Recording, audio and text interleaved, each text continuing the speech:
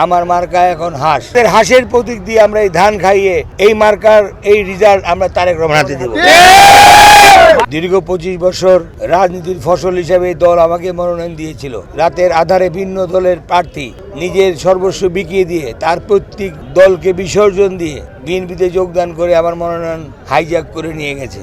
তারপরে জনতার আবেদনের পরিপ্রেক্ষিতে আমি এখন জনতার প্রার্থী। আমার মার্কা এখন হাঁস। আমি জনতার পাশে আছি। ইনশাল্লাহ জয় পরাজয় আল্লাহর হাতে। তবে আমি আশা করি জনতার যেই ঢল জয় আমাদের হবে নিশ্চয়ই ইনশাল্লাহ। দল এখন পর্যন্ত আমার বিরুদ্ধে কোনো ব্যবস্থা নেয় নাই, ইনশাল্লাহ আগামীতেও নিবে না।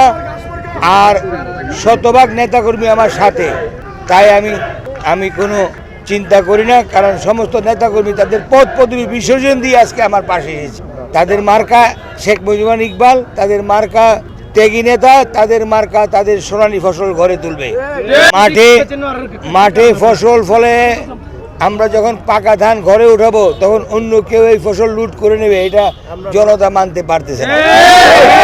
তাই আমাদের হাঁসের প্রতীক দিয়ে আমরা এই ধান খাইয়ে এই মার্কার এই রিজাল্ট আমরা তারেক রহমান হাতে দেব।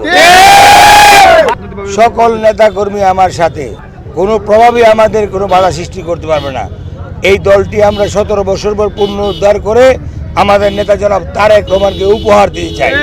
নির্বাচন কমিশনের অবাধ ও সুষ্ঠু নির্বাচন, মানুষ যাতে তার স্বাধীন মত প্রকাশ করতে পারে এবং সুন্দরভাবে ভোট কেন্দ্রে গিয়ে ভোট প্রদান করতে পারে, এটাই নির্বাচন কমিশনের কাছে আমার আকুল আবেদন।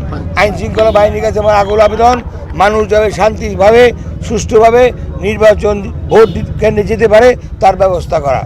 জয়ের ব্যাপারে কত আশাবাদী আপনি? জয় পরাজয় আল্লাহ হাতে, আমরা শতভাগ নিশ্চিত ইনশাল্লাহ আমরা জয় করব।